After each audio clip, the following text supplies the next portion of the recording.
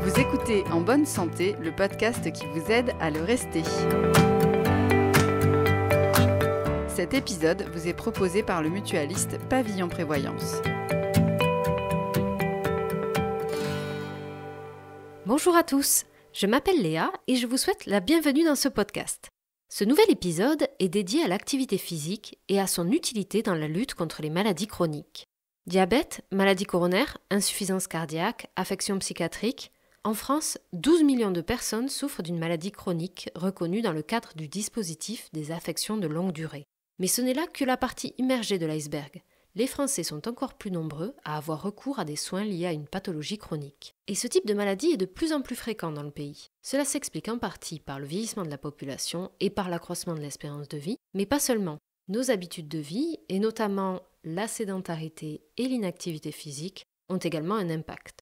Pour mieux comprendre comment l'activité physique peut être une véritable arme contre les maladies chroniques et comment s'en emparer, je suis allée rencontrer le docteur Fabien Pillard, médecin du sport au CHU de Toulouse et président de la Société Midi-Pyrénées de médecine du sport. Il m'a confirmé l'intérêt d'augmenter collectivement notre niveau d'activité physique. On vous dit de bouger plus parce que ce qu'il faut comprendre, c'est qu'il faut augmenter la dépense énergétique. Et on vous donne cette recommandation sanitaire tout simplement parce qu'aujourd'hui les preuves sont très fortes vis-à-vis du fait que quand vous augmentez votre dépense énergétique, alors de façon quotidienne, régulière et surtout hebdomadaire, eh bien vous allez réduire le risque de survenue d'une maladie chronique. Et vous allez aussi limiter et donc réduire le risque d'aggravation de ces maladies chroniques.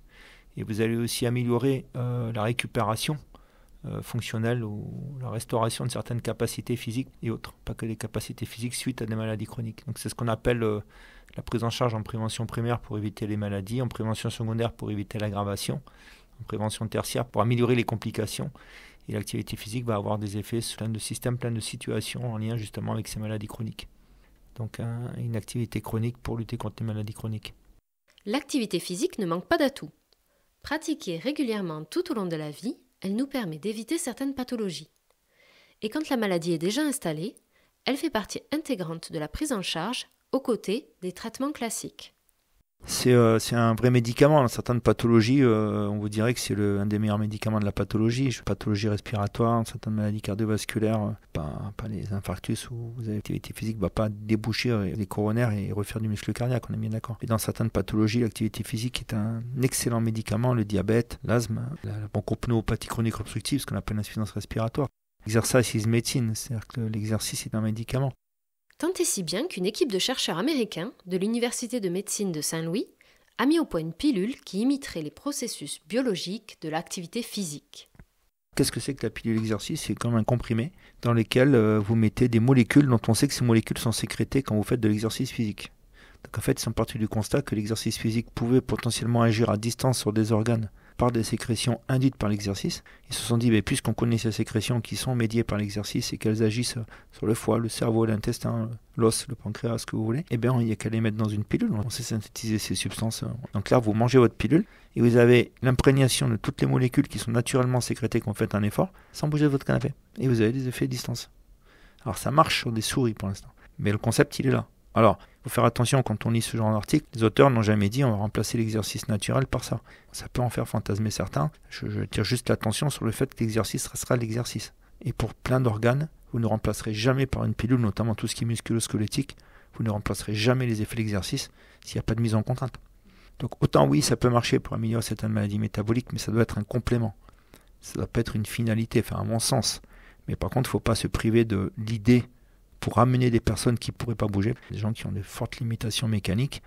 Si on peut les soigner avec des éléments dont on a appris qu'ils étaient sécrétés par le muscle et qu'on sait imprégner le patient sans forcément le faire bouger parce qu'il ne peut pas bouger, c'est une bonne valeur ajoutée. Il faut que ça soit un élément de soutien. On l'aura compris, la pilule magique n'est pas pour demain. Alors en attendant, il reste une seule solution. Bouger 30 minutes par jour. Alors 30 minutes par jour minimum. Et limiter le temps passé assis. Le top, c'est moins de 3 heures par jour. Toutes les 90 minutes, je me lève et je bouge 5 à 10 minutes. C'est-à-dire je me lève et je bouge. L'objectif est clair. Il faut se lever, marcher, faire du vélo, effectuer quelques exercices de renforcement musculaire, d'assouplissement, bref, s'activer. Mais il n'est pas toujours simple d'arriver à suivre ces recommandations, notamment quand on connaît des limitations physiques. Il faut alors personnaliser sa pratique en adaptant à son état de santé l'intensité, la durée et le fractionnement des exercices. C'est ce qu'on appelle l'activité physique adaptée. Et votre médecin peut vous en prescrire. Tout médecin peut prescrire aujourd'hui en 2024 une activité physique adaptée à la santé et à la pathologie du patient. Il y a des recommandations, alors qu'on connaît depuis assez longtemps sur le plan des études scientifiques. Et récemment, elles ont tout particulièrement été reprécisées en France par la Haute Autorité de Santé qui aujourd'hui a édité un document de référence à l'attention des médecins et des prescripteurs sur comment prescrire en général et que prescrire par pathologie. Il y a des fiches par pathologie. Mais il existe aussi initialement un document qu'on appelle le Vidal du sport, le Médico-Sport Santé, qui avait été créé par le docteur Alain Calmat, ancien ministre des Sports, ancien athlète de niveau international, ancien chirurgien également, et qui à l'époque avait souhaité que les fédérations, par leur commission médicale, s'impliquent dans l'activité physique pour la santé. Il a demandé à chaque commission médicale d'éditer des recommandations, des conseils sur la mise en place d'une activité physique adaptée par fédération adaptée pour la santé avec des potentiels bénéfices, des risques à éviter, comment mettre en place une activité de football, de tennis, d'aviron, etc. Et il avait édité donc toutes ces recommandations sur des fiches qui étaient des fiches standardisées ou un peu comme un médicament, vous prescrirez une posologie qui va l'administrer, comment les effets indésirables, les effets bénéfiques, à tel point que les éditions Vidal officielles ont racheté les droits d'utilisation de ce contenu. Donc l'idée c'est d'être, on va dire, vraiment le plus personnalisé possible. C'est la médecine personnalisée, l'activité physique en tant que soin à part entière en fait partie. Différentes structures et divers professionnels, spécialisés ou non dans la prise en charge d'une pathologie précise, proposent d'accompagner les patients dans leur pratique de l'activité physique adaptée.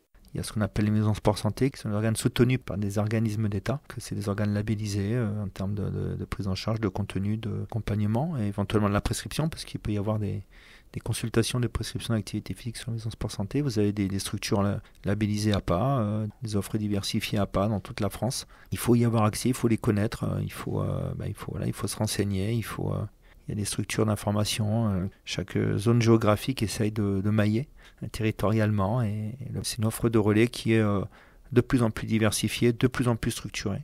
Le patient peut aussi pratiquer seul, mais toujours en suivant les recommandations du médecin et éventuellement après avoir suivi quelques séances avec un enseignant en APA.